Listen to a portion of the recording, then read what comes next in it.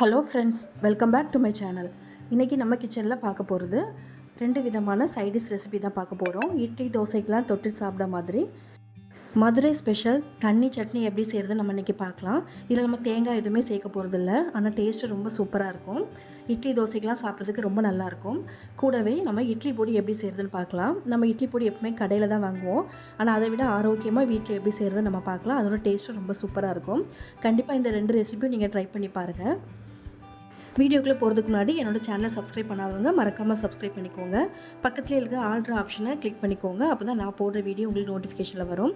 வாங்க இப்போ இந்த தேங்காய் சேர்க்காத தண்ணி சட்னி எப்படி செய்கிறதுன்னு பார்க்கலாம். அதுக்கு நம்ம வெங்காயத்தில் நம்ம வதக்கி எடுத்துக்கணும். ஃபஸ்ட்டு அதுக்கு தேவையான அளவுக்கு எண்ணெய் சேர்த்துக்கோங்க.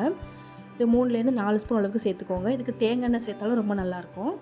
இப்போ எண்ணெய் சூடானதும் காரத்துக்கு ஏற்ற மாதிரி நம்ம பச்சை மிளகாய் சேர்த்துக்கலாம். நான் 4லேருந்து 5 பச்சை மிளகாய் சேர்த்துருக்கேன். இந்த மாதிரி 2 உடச்சி சேர்த்துக்கோங்க. அப்போ தான் நமக்கு ரொம்ப தெரிச்சு வராது. நீங்கள் உடைக்காமல் முழுசாக போட்டிங்கன்னா ரொம்ப தெரிக்கும் மேலெல்லாம். இப்போ இது கூடவே 2 காஞ்ச மிளகாவும் சேர்த்துக்கலாம். ரெண்டுமே சேர்க்கும் போது இதோட டேஸ்ட்டு ரொம்ப சூப்பராக இருக்கும். இப்போ இது கூட 5லேருந்து 6 பல் பூண்டு சேர்த்துக்கோங்க. பூண்டு உங்கள் விருப்பம் தான், எக்ஸ்ட்ரா வேணாலும் சேர்த்துக்கலாம். இப்போ இந்த 3ம் கலர் மாறுற அளவுக்கு நீங்கள் வதக்கி எடுத்துக்கோங்க. இப்போ பாருங்கள், நமக்கு பச்சை மிளகாய் எல்லாத்தோட கலர் நல்லா மாறி வந்திருக்கு. இப்போ நம்ம கட் பண்ணி வச்சுருக்க பெரிய வெங்காயத்தை சேர்த்துக்கலாம். நான் ஒரு 3லேருந்து 4 பெரிய வெங்காயம் கட் பண்ணி எடுத்து வச்சுருந்தேன், அது இதில் சேர்த்துருக்கேன். இப்போ இந்த வெங்காயம் நல்லா வதங்கி வரணும். ரொம்ப ப்ரௌனாக வர அளவுக்கு வதங்க தேவையில்ல, கண்ணாடி பதம் வர அளவுக்கு வதங்கினா போதும். ஒரு 3லேருந்து 4 நிமிஷம் வரைக்கும் நம்ம வதக்கினா போதும் நமக்கு. நீங்கள் வெங்காயம் ரொம்ப ப்ரௌனாக வர அளவுக்கு வதக்கிட்டிங்கன்னா சட்னியோட டேஸ்ட் ரொம்ப மாறிடும். அதனால் கண்ணாடி பதம் வர அளவுக்கு வதக்கிக்கோங்க. இப்போ இந்த சட்னிக்கு தேவையான அளவுக்கு உப்பு சேர்த்துக்கலாம். உப்பு சேர்த்துட்டு ஒரு வாட்டி கலந்து விட்டுக்கோங்க.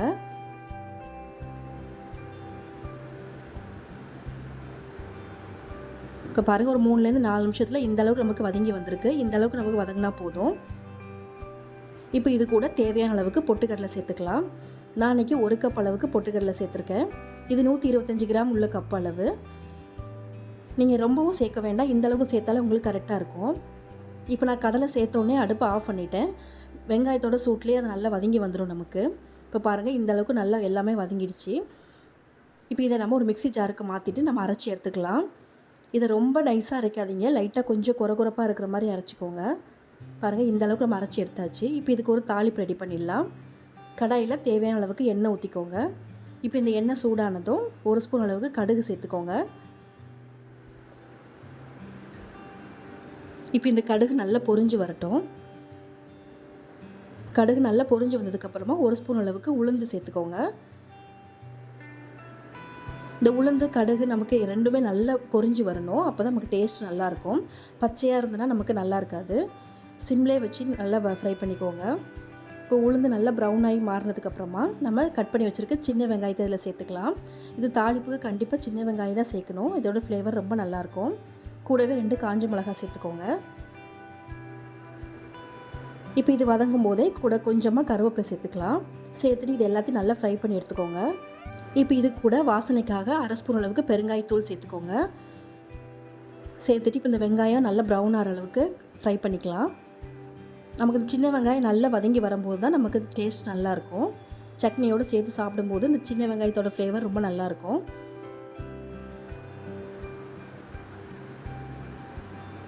இப்போ பாருங்கள், நல்லா நமக்கு வதங்கி வந்துடுச்சு. இப்போ இது கூட நம்ம ரெடி பண்ணி வச்சுருக்க சட்னியை சேர்த்துக்கலாம்.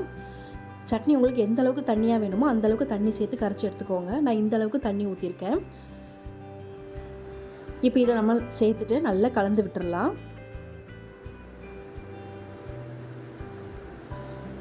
இது நீங்கள் எவ்வளோ தண்ணி சேர்த்தாலும் உங்களுக்கு கரெக்டாக தான் வரும். ஏன்னா நம்ம எல்லாம் பொட்டுக்கடலைலாம் சேர்த்துருக்கிறதுனால நம்ம எக்ஸ்ட்ராவே கொஞ்சம் தண்ணி சேர்த்துக்கலாம். இப்போ இது நீங்கள் நல்லா ஒரு வாட்டி கலந்து விட்டுட்டு அடுப்பை ஆஃப் பண்ணிவிடுங்க. இது ரொம்ப நேரம் கொதிக்க வைக்க வேண்டாம். பாருங்கள், நான் நல்லா கலந்து விட்டுட்டு அடுப்பை ஆஃப் பண்ணிட்டேன். அவ்வளோதாங்க, நம்மளோட சூப்பரான மதுரை ஸ்பெஷல் தண்ணி சட்னி ரெடி ஆகிடுச்சு. இப்போ இதுக்கு நமக்கு தேங்காய் இருக்கணும்னு அவசியம் இல்லை, நமக்கு வெங்காயம் இருந்தாலே போதும். சூப்பராக ஒரு சட்னி ரெடி பண்ணிடலாம். டேஸ்ட்டும் தேங்காய் சட்னியை விட சூப்பராகவே இருக்கும். அடுத்தது நம்ம இட்லி பொடி எப்படி செய்யுதுன்னு பார்க்கலாம். அதுக்கு நான் ஒரு பேனில் 1 கப் அளவுக்கு கருப்பு உளுந்து எடுத்திருக்கேன். நீங்கள் கருப்பு உளுந்து இல்லைன்னா வெள்ளை உளுந்து கூட சேர்த்துக்கலாம். கருப்பு உளுந்து சேர்க்கும்போது உங்களுக்கு இன்னும் கொஞ்சம் ஹெல்த்தியாக இருக்கும். நான் 250 கிராம் அளவுள்ள கப்பில் 1 கப் அளவுக்கு சேர்த்துருக்கேன். இப்போ இந்த உளுந்து நல்லா ஃப்ரை ஆகி வரணும். நீங்கள் பொறுமையாக சிம்மில் வச்சு நல்லா வறுத்து எடுத்துக்கோங்க. ஹை ஃப்ளேமில் வச்சுட்டிங்கன்னா கருகிடும். ஆனால் உங்களுக்கு உள்ளே நல்ல மொறுமொறுன்னு வறுபட்டு வராது. அதுக்கு எப்படி உங்களுக்கு ஒரு 7லேருந்து 8 நிமிஷம் வரைக்கும் ஆகும்.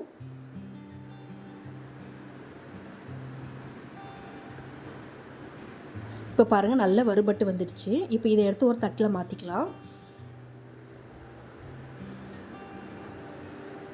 இப்போ அதே கடாயில் பாதி கப் அளவுக்கு கடலைப்பருப்பு சேர்த்துக்கோங்க. நம்ம 1 கப் அளவுக்கு உளுந்து சேர்த்தோம், அதுக்கு அரை கப் அளவுக்கு கடலைப்பருப்பு சேர்த்துக்கலாம். சேர்த்துட்டு இதையும் நல்லா கலர் மாறுற அளவுக்கு வறுத்து எடுத்துக்கலாம்.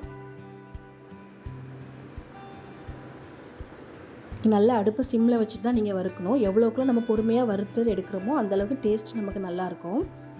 நமக்கு சீக்கிரத்தில் கெட்டும் போகாது. இப்போ பாருங்கள் கலர் நல்லா மாறிடுச்சு. இப்போ இதையும் எடுத்துடலாம்.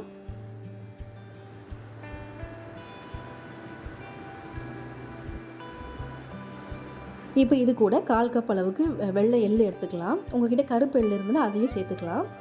1/4 கப் அளவுக்கு எடுத்துக்கோங்க, கரெக்டாக இருக்கும். இல்லை உங்களுக்கு எக்ஸ்ட்ரா வேணும்னா கூட சேர்த்துக்கலாம். எள்ளு நீங்கள் எவ்வளோ சேர்த்தாலும் உடம்புக்கும் நல்லது, டேஸ்ட்டும் ரொம்ப நல்லாயிருக்கும். இதையும் கலர் மாறுற அளவுக்கு வறுத்து எடுத்துக்கோங்க. நமக்கு இந்த எள்ளு நல்லா 2-3 நிமிஷத்துலேயே நல்லா பொரிஞ்சு வந்துடும். இப்போ பாருங்கள் நல்லா கலர் மாதிரி பொரிஞ்சு வந்துடுச்சு. இப்போ இதையும் எடுத்து தனியாக வச்சுருங்க.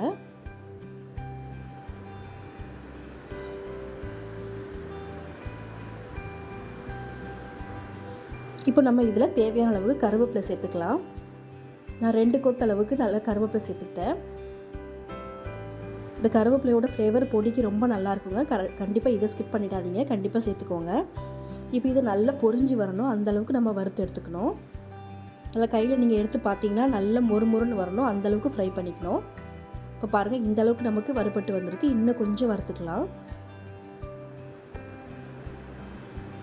இப்போ பாருங்கள் உங்களுக்கு பார்க்கும் போதே தெரியும் நல்ல கருவேப்பிலை நல்ல ஃப்ரை ஆகி வந்துடுச்சு. இப்போ இதையே எடுத்து அதே தட்டில் எடுத்து வச்சுக்கோங்க. திருப்பி நீங்கள் கடாயில் 1 ஸ்பூன் அளவுக்கு எண்ணெய் ஊற்றிட்டு இப்போ நம்ம காரத்துக்கு தேவையான காஞ்ச மிளகாவை இதில் ஃப்ரை பண்ணிக்கலாம். காஞ்ச மிளகாங்கிறதுனால அதோட நெடி ரொம்ப ஜாஸ்தியாக இருக்கும், அதனால் கொஞ்சமாக எண்ணெய் ஊற்றிட்டு ஃப்ரை பண்ணிக்கோங்க. காஞ்ச மிளகா ரொம்ப கருக விட்டுறாதீங்க. ஓரளவுக்கு நல்லா இப்படி கையில் எடுத்து நம்ம உடச்சி பார்த்தோன்னா 2ஆக உடையணும், அந்தளவுக்கு பொறுமையாக நீங்கள் வறுத்து எடுத்துக்கோங்க. ஆனால் கருக விட்டுறக்கூடாது. இப்போ பாருங்கள் நல்லா காஞ்ச மிளகாவும் நல்லா நமக்கு ஃப்ரை ஆகி வந்துருச்சு. இப்போ இது எல்லாத்தையும் ஒரு தட்டில் போட்டு ஆற வச்சுக்கோங்க. நல்லா ஆற வச்சுட்டு மிக்ஸி ஜாரில் சேருங்க. இப்போ நம்ம இது கூட இந்த பொடிக்கு தேவையான அளவுக்கு உப்பு சேர்த்துக்கலாம். இப்போ உப்பு சேர்த்துட்டு இதில் 1/2 ஸ்பூன் அளவுக்கு பெருங்காயத்தூள் சேர்த்துக்கோங்க. உங்கள்கிட்ட கட்டி பெருங்காயம் இருந்தால் அதை கூட நீங்கள் எண்ணெயில் ஃப்ரை பண்ணி சேர்த்துக்கலாம். இப்போ பாருங்கள் இந்த அளவுக்கு நம்ம நல்லா பொடி பண்ணி எடுத்தாச்சு. நான் ரொம்ப பவுடராக அரைக்கல, கொஞ்சம் குறகுறப்பாக வர மாதிரி தான் அரைச்சிருக்கேன். இப்போ இது ஒரு தட்டில் ஆற வச்சுட்டு நீங்கள் ஒரு ஏர்டைட்டான ஒரு கண்டெய்னரில் போட்டு வச்சுக்கலாம். எவ்வளோ நாள் ஆனாலும் இதோட வாசனை ஃப்ளேவர் எல்லாமே நல்லாயிருக்கும். இந்த இட்லி பொடி நம்ம ரெடி பண்ணி வச்சுக்கிட்டோன்னா நம்ம அவசரத்துக்கு தொட்டுக்க சட்னி சாம்பார் எதுவும் இல்லாத சமயத்தில் இதை நீங்கள் எடுத்துக்கலாம். கண்டிப்பாக இந்த 2 ரெசிபியும் ட்ரை பண்ணி பாருங்கள். என்னோட இந்த வீடியோ உங்களுக்கு பிடிச்சிருந்துன்னா மறக்காமல் லைக் பண்ணி ஷேர் பண்ணுங்கள். தேங்க்ஸ் ஃபார் வாட்சிங்.